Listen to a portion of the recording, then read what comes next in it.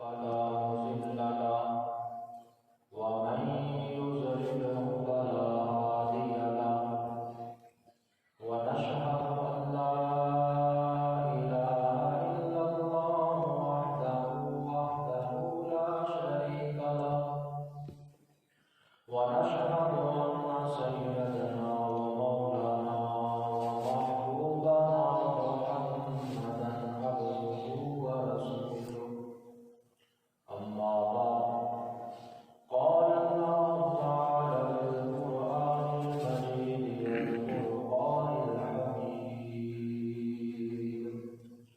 أعوذ بالله من الشيطان الرجيم بسم الله الرحمن الرحيم فاسألوا أهل الذكر إن كنتم لا تعلمون سبحان الله وقال الله تعالى في مقام آخر إنا نحن نزلنا الذكر وإنا له لحافظون وقال الله تعالى في مقام آخر أفلا يتدبرون القرآن وقال رسول الله صلى الله عليه وسلم خيركم من تعلم القرآن وعلمه صدق الله وصدق رسوله النبي الكريم ونحن على ذلك من الشاهدين والشاكرين والحمد لله رب العالمين सारे साहबा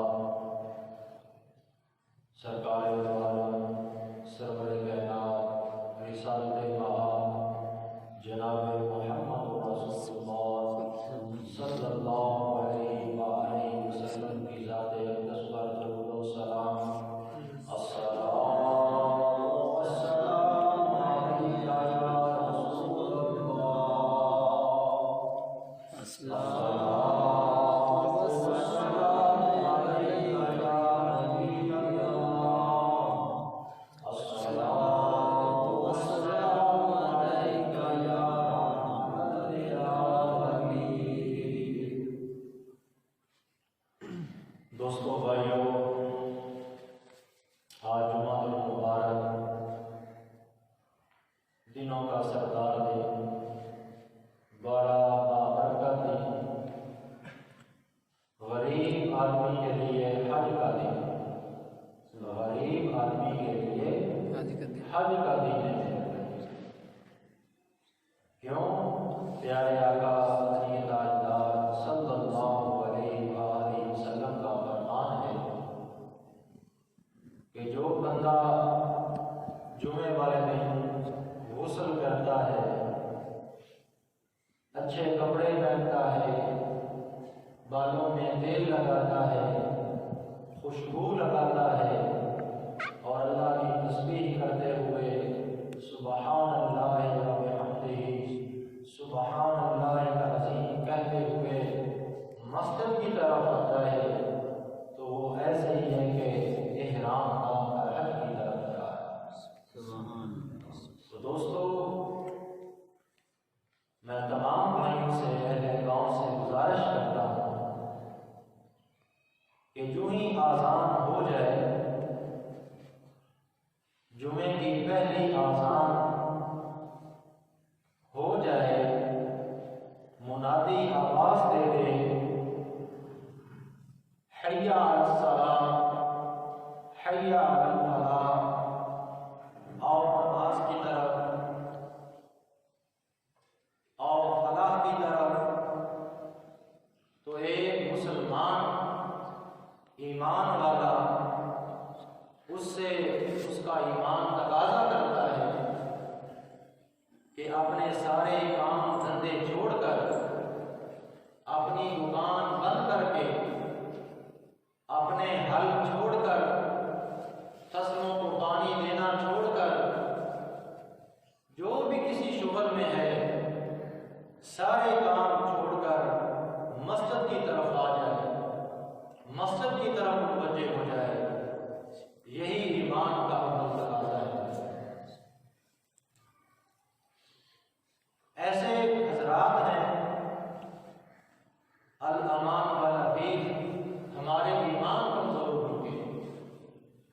हम कहते हैं ये भी काम कर लें, ये भी हो जाए, ये भी हो जाए, नमाज पढ़ लेंगे, अभी बड़ा वक्त पड़ा है। अल्लाह पाक ने सिर्फ जुमे वाले दिन ये फरमाया है, इज़ा नुदिया लिस्सलाति मिन यौमिल जुमअति फस्अू इला ज़िक्रिल्लाह, कि जो ही जुमे की अज़ान हो जाती है तुम सारे काम बंद करके ठप करके अल्लाह के हुक्म की तरफ आ जाओ, मस्जिद की तरफ आ जाओ। जो बंदा आज ये सुन ले, आज सुन ले, ये पहले भी सुनाया है हमने कि जो बंदा अज़ान के बाद अज़ान सुन लेता है, जुमे की पहली अज़ान हो जाती है और अज़ान सुनने के बावजूद अज़ान उसके कानों में जाती है, उसके बावजूद वो अपने काम धंधे में लगा रहता है, तो वो फ़िल हराम करता है, वो काम हराम है, वो बिजनेस हराम है, फसलों को पानी लगाना हराम हो जाता है। इसलिए मेरे भाई ज़रूरी है कि यूं ही अव्वल अज़ान हो, जुमे की पहली अज़ान हो जाए, सारे काम बंद करके बंदा अल्लाह की तरफ आ जाए, जुमे की नमाज की तरफ आ जाए। इसी में हमारी फलाह है, इसी में हमारी कामयाबी है।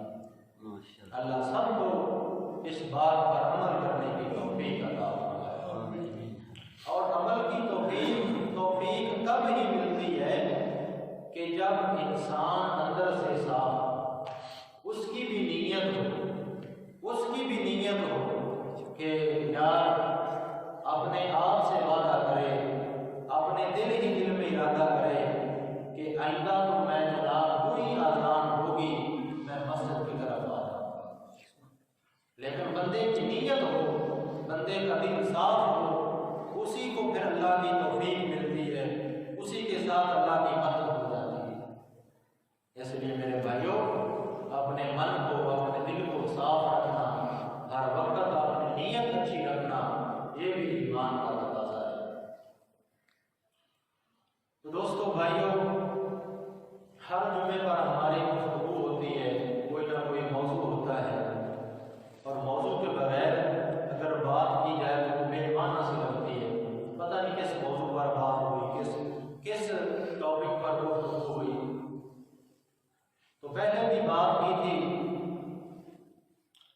आज फिर करते हैं ताकि मज़ीद समझ आ जाए, मज़ीद हमारे दिलों में बात जम जाए, और उस बात पर, उस मौजू पर अल्लाह पाक हमको अमल की भी तौफीक अता फरमाए। एक मौलवी साहब से मेरी बात हुई, वो कहने लगा कि जब मैं एक जुमे पर बात करता हूँ ना जिस मौजू पर, आइंदा उस मौजू को मैं नहीं छेड़ता। मेरे पास इतना इल्म है कि मैं नया मौजू, नई गुफ्तगू करता हूँ, नए मौजू पर बात करता हूँ। मैं कहा ये तो कोई कमाल नहीं है। फरमाया क्यों? फरमाया अल्लाह के नबी एक मरतबा बात करते तो उसको 3 मरतबा भी दोहराते थे। अल्लाह के नबी बात करते एक मरतबा, उसको 3 मरतबा दोहराते, कभी 2 मरतबा दोहराते कि सुनने वाले को समझ आ जाए, सुनने वाले के दिल में बात बैठ जाए, सुनने वाले को इसकी समझ आ जाए और इसको फिर अमल की तौफीक भी मिल जाए। जब एक मरतबा गुफ्तगू करेंगे तो एक मरतबा सुनने से क्या होता है?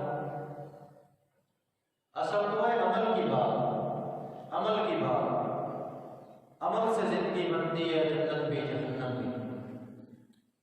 तो मेरे भाई बार बार गुफ्तगू करने का मतलब ये होता है कि हमें पूरी समझ आ जाए और फिर हमारा दिल उस तरफ मुतवज्जे हो जाए और इंसान के पल्ले भी कुछ पड़ जाए।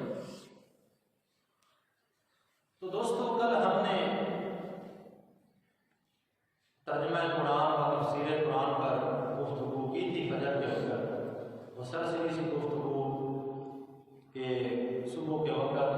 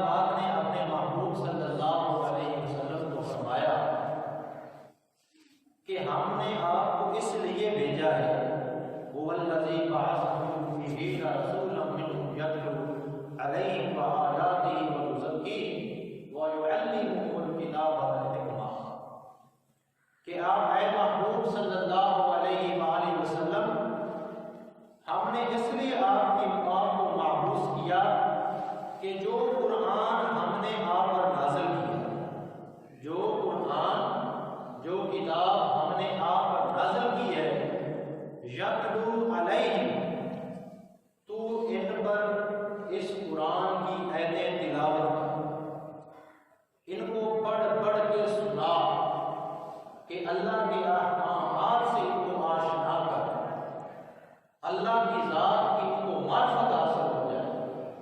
वयुज़क्कीहिम, दूसरा काम नबी के ज़िम्मे ये होता है कि लोगों का तज़किया भी करता है, लोगों के दिलों को साफ भी करता है। जो हमारे अंदर मैल कुचैल आ जाती है हमसाए की वजह से, शरीकतबाजी की वजह से, या कोई और मसला होता है, ऐ नबी युज़क्कीहिम, जब तू इन पर तिलावत आयतें करेगा और इनका तज़किया करेगा, इनका अंदर साफ हो जाए। तो मेरे भाई, कुरान जो है ना, हमको अल्लाह से आशना भी कराता है और कुरान हमारा तज़किया भी करता है, हमें अंदर से साफ भी करता है। शर्त यह है कि इंसान की नीयत हो, शर्त यह है कि इंसान की नीयत हो, उसका इरादा हो कि मैं पाक साफ हो जाऊं। देखो ना, बात थोड़ा सा पीछे जाए, कोई मसले मसाइल बनते थे तो हम अदालत में साहिबाल जाते थे। जब तारीख पढ़ती थी तो कितनी मुश्किल से लोग जाते थे, कितनी मुश्किल से, बाहर पैदल जाना पड़ता था, बात एक दिन पहले लोग जाते थे, घोड़ियों पर सफर करते थे, बस कभी कभार मिली कि हम वक्त पर पहुंच जाएं। इतना सख्त ऑर्डर जब देता था कि फिर उस बंदे को वक्त पर पहुंचना पड़ता था।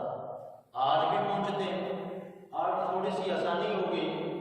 और वो बंदा रात को नियत करके सोता था, जब रात होती है, इसको तारीफ पड़ती थी, रात को नियत करके सोता था, सारे कागजात इकट्ठे करके रखता था कि सुबह में 4 लिबास पहनवाना। क्यों? उसकी नियत होती थी। तो मेरे भाई, वो जज बुलाने पर हम तो बड़ा हाजिर हो जाते थे, वक्त पर अलर्ट अदालत के बाहर खड़े होते हैं, जो ही आवाज आएगी मैं जनाब फौरन कहूँगा सर मैं हाजिर। तो देख लो मेरे भाई, एक दुनिया का जज, एक दुनिया का जज वो बुलाता है, हम अलर्ट खड़े होते हैं। और जब अदालत करीम, जो सारे जजों का जज है, जो सारे हाकिमों का हाकिम है, जो अहकमुल हाकिमीन है, जो रब्बुल आलमीन है, जब वो निदा देता है तो हम फौरन हाजिर हो जाते हैं या हमारे अंदर सुस्ती होती है। तो मेरे भाई, खुद बंदा मुवाज़ना कर सकता है, खुद देख सकता है कि यार मैं उस अहकमुल हाकिमीन की कितनी बात मानता हूँ, और ये अदना सा जज एक कचहरी का, अदालत का, उसकी खातिर मैं क्या कुछ करता हूँ। इसलिए मेरे भाई, ज़रूरी है कि हम उसके, जो अहकमुल हाकिमीन है, जो रब्बुल आलमीन है, उसके अहकाम को हम अपने सामने रखें, उसकी किताब को हम अपने सामने रखें, उसके कुरान को हम अपने सामने रखें, और ज़ात पाक सल्लल्लाहु अलैहि वसल्लम की ज़िंदगी को हम सामने रखें। तो इंशाअल्लाह ताला इस दुनिया में भी आप पर फूल निशान रखोगे, दुनिया में भी लोग आपकी इज्जत करेंगे, आखिरत में भी फरिश्ते उन लोगों का खैर मक़दम करेंगे, फरिश्ते उनको वेलकम कहेंगे, खुश आमदीद कहेंगे, जो बंदे अल्लाह और उसके रसूल की बात पर लब्बैक कहते हैं। तो मेरे भाई, जरूरी है कि हम कुरान की सूझबूझ हासिल करें। कुरान हमसे क्या तकाजा करता है, अल्लाह हमसे क्या कुछ कहना चाहता है। हमने ये सिर्फ समझ रखा है कुरान एक किताब है, इसको हमने खरीदना है। बाज़ माइयाँ बहना उसको खरीद कर मस्जिद में रख देती हैं, बाज़ दोस्त भी खरीदते हैं, भाई ये मस्जिद में रख रहा हूँ, लोग इसको पढ़ेंगे। तो मेरे में ये एक पढ़ने की किताब ज़रूर है। कुरान कहते ही उसको है जो बार बार पढ़ी जाती है, ऐसी किताब जो बार बार पढ़ी जाए, हर वक्त पढ़ी जाए, उसको कुरान कहते हैं। तो हमने समझ रखा ये किताब है, बस इसके अलावा कुछ नहीं। तो मेरे में ये समझे आप, कुरान वो किताब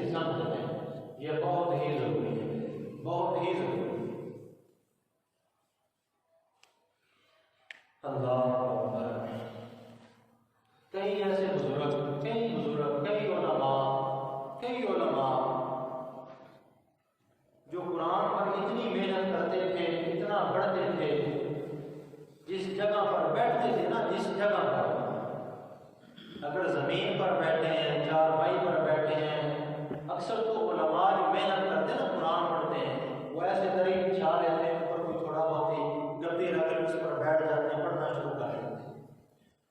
कई उलमा की गद्दियाँ देखी हैं जिस पर जहाँ पर वो बैठ के मुताला करते हैं, मेरे भाई वो घस जाती है, घस जाती है। इतनी इतनी देर बैठते हैं, इतना इतना आसान बैठते हैं।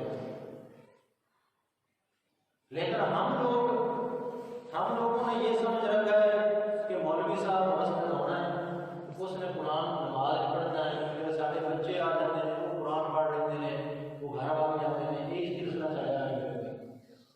हम इससे आगे नहीं बढ़ रहे, इससे आगे नहीं चल रहे कि कुरान के जरिए अल्लाह हमसे बात करना चाहता है, लेकिन हम अल्लाह से बात नहीं करना चाहते, हम अल्लाह से बात नहीं करना चाहते। आप सच सच बताएं, कितने लोगों ने नाज़रा कुरान नहीं पढ़ा? कितने ऐसे लोग नाज़रा कुरान ही नहीं पढ़ा, फिर कहते हैं मियाँ जी मेरी किस्मत ही नहीं जाती। बात किस्मत बनानी पड़ती है, किस्मत बनानी पड़ती है, मेहनत करनी पड़ती है, कोशिश करनी पड़ती है। तो मेरे भाई जो नाज़रा नहीं पढ़े हुए, आज भी वक्त है, आज भी वक्त है, वो नाज़रा कुरान पढ़ने की कोशिश करें, हिम्मत करें। इंशाअल्लाह ताला पढ़ेंगे, पढ़ जाएंगे। अल्लाह पाक तो फरमाता है ये ऐसी किताब है जो मैंने पढ़ने के लिए आसान कर दी, जो मैंने समझने के लिए आसान कर दी। ये अल्लाह का वादा है कि जो बंदा कुरान की तरफ आएगा मैं उसके लिए उसकी राह आसान कर दूँगा, जो इसको समझना चाहेगा और मैं उसके लिए सारी चीज़ें आसान कर दूँगा, उसको समझ आ जाएगा। लेकिन बंदा कोशिश तो करो, फिक्र तो करे। मेरे भाई तो नाज़रा नहीं पड़े हुए, इसलिए मैं थोड़ा सा ना बाकायदगी के साथ मुझे फिक्र होती है जब मैं देखता हूँ बाद दोस्तों को कुरान पढ़ने ही नहीं आता, ऊपर से देख नहीं पढ़ना आता। अगर चंद सूरतें जुबानी याद हैं, 2-3 सूरह कौसर पढ़ते हैं, सूरह पढ़ते हैं, वो भी दुरुस्त नहीं पढ़ते मेरे भाई। वो कोशिश करें, उसको बार बार सुनाएं तो इंशाअल्लाह सारी चीज़ें दुरुस्त हो जाएंगी।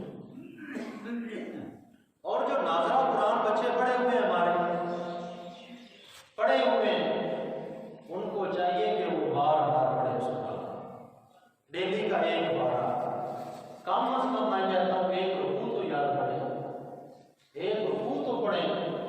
वो अल्लाह, वो ज़ात रब्बुल आलमीन हमसे बात करना चाहता है, हम जनाब उससे दूर भाग रहे हैं। अगर दुनिया का कोई बड़ा आदमी मसलन उनका हाथ कार्ड होते लगाए, हाथ सुनते कार्ड खोल के हैं गाय साहब तो कितने गरीबा हो रहे हैं, बड़े गहरी नजर ना जनाब कार्ड पढ़ते हैं, फिर उस रेट के इंतजार भी होनी जाना याद नहीं। क्यों? वो हमारे इलाके में बड़ा आदमी है।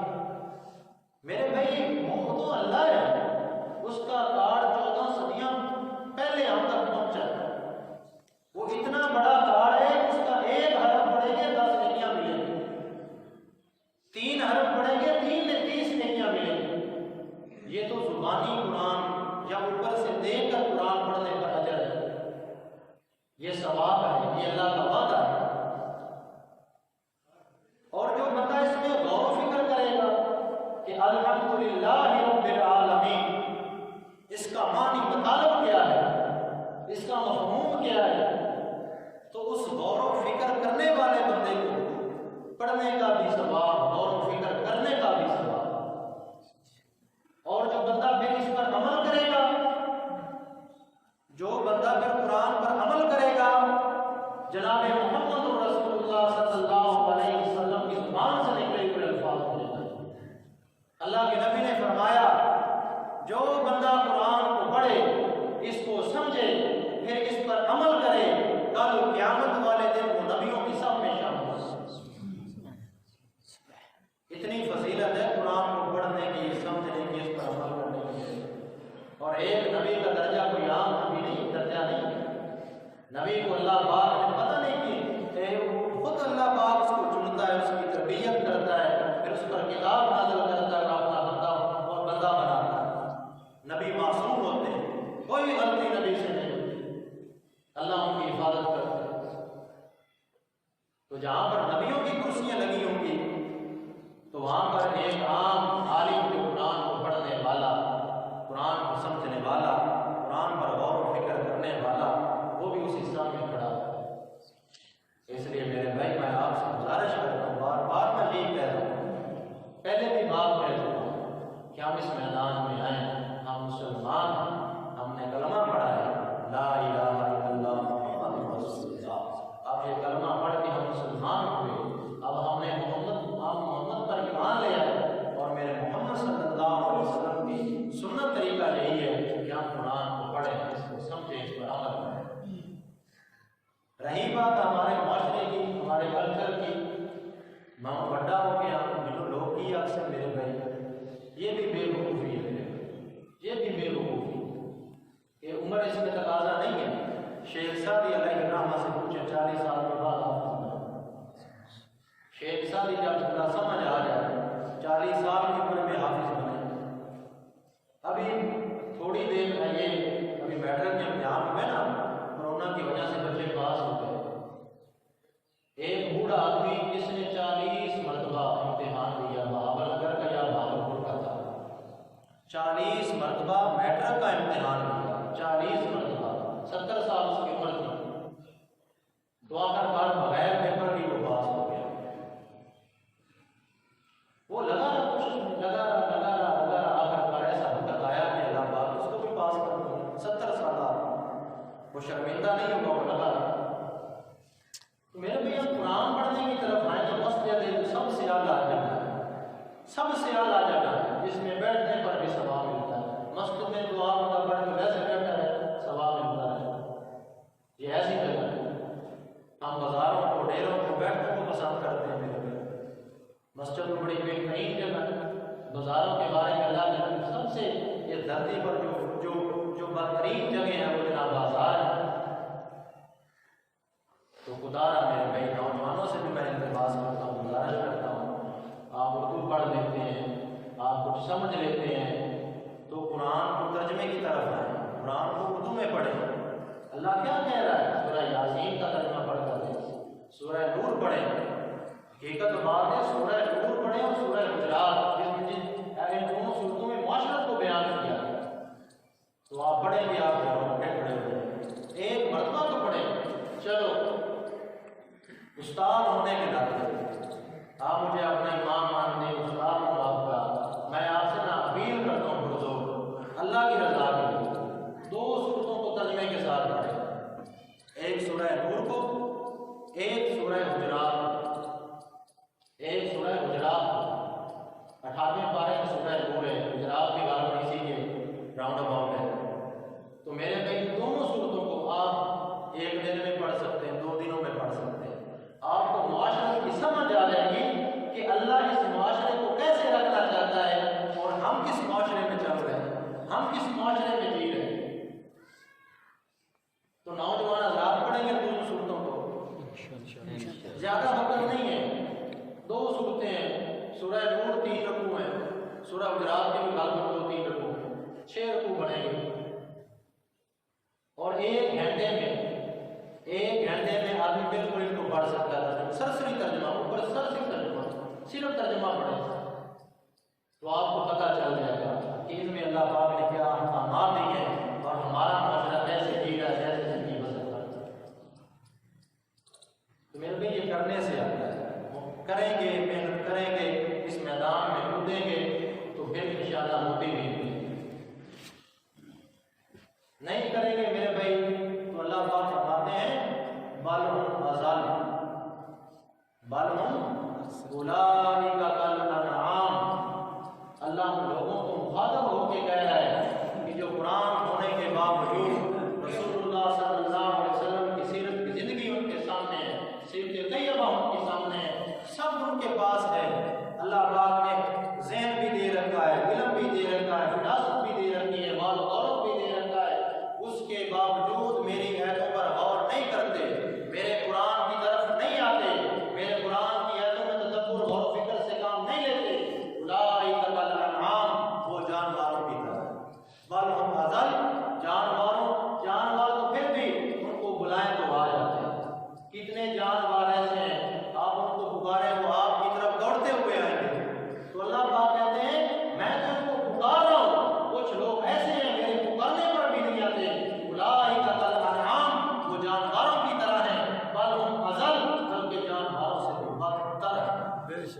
सुभान अल्लाह। तो मेरे भाई खुदा हम इंसान मुसलमान हैं। अल्लाह ने हमको वो किताब दी जो किसी पिछली उम्मतों में किताब नहीं है। अल्लाह ने हमको इतना प्यारा हबीब नबी दिया, रहमतुल लिल आलमीन है, जो बड़े अखलाक का मालिक है, जिसकी लोग पूरी धरती आप रिस्पेक्ट इज्जत की निगाह से जिनको देखते हैं वो जनाब मोहम्मद रसूलुल्लाह, हम उनके उम्मती हैं। इसलिए हमारा ईमान, हमारा नबी हमसे तकाज़ा करता है कि हम कुरान की तरफ बनाएं, इसको पढ़ो और फिक्र करो, तदब्बुर करो। तो अल्हम्दुलिल्लाह मैंने इसकी थोड़ी सी कोशिश की, जो अल्लाह पाक ने मुझे दिया। 3 साल में ये इख्तिताम को पहुंचा।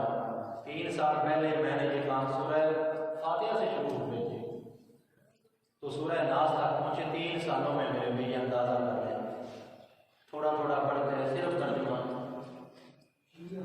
तो जो दोस्त सुनते थे अल्लाह उनको जज़ाए खैर अता फरमाए। मेरे उस्ताद जी ना एक सफ़र में गए, वो गालबन पठानों का इलाका था, सरहद में। वो कह रहे थे कि वहाँ पर 2 मसाजिद हमने देखी, 2 मसाजिद जो बिल्कुल इकट्ठी थी, बीच में एक दीवार थी, ये मसाजिद ये मस्जिद। तो हमने देखा भाई 2 मसाजिद की क्या ज़रूरत, हो भी इकट्ठी, या एक कर देते इसको। वहाँ के आदमी ने बताया कि हज़रत आप ज़ोहर के वक्त देखना।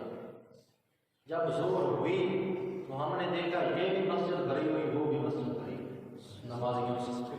और कह रहे थे कि मस्जिद कम से कम 5-6 मरले में, 5-6 मरले की अच्छी खासी मस्जिद होती, हमसे बड़ी मस्जिद। फिर हमने देखा कि सुबह को मौलवी साहब ने दरस कुरान दिया, तर्जुमा कुरान दिया, फजर की नमाज पर स्पीकर में। तो जो वहाँ की औरतें हैं, हमारा माशरा औरत को मस्जिद में आने से वैसे ही कहता है बुरी बात। अल्लाह के नबी के ज़माने में औरतें भी मस्जिद में आती थी, नमाजें पढ़ती थी पीछे खड़ी होकर, लेकिन हम इसको बुरी नजर से देखते हैं। औरत मुसीबतें आती को बड़ा पाप हो। औरतें जनाब घरों की छतों पर बैठ जाती हैं, और जो मौलवी साहब तर्जुमा कुरान करते वो कुरान निकाल कर वो जनाब सुनती भी, और साथ कुछ बच्चियों का ऐसे उन्होंने निज़ाम बनाया हुआ था, वो घरों में बैठकर लिखती भी थी कि अल्लाह हमसे क्या कलाम कर, आज हमने क्या पढ़ा, आज हमने क्या पढ़ा।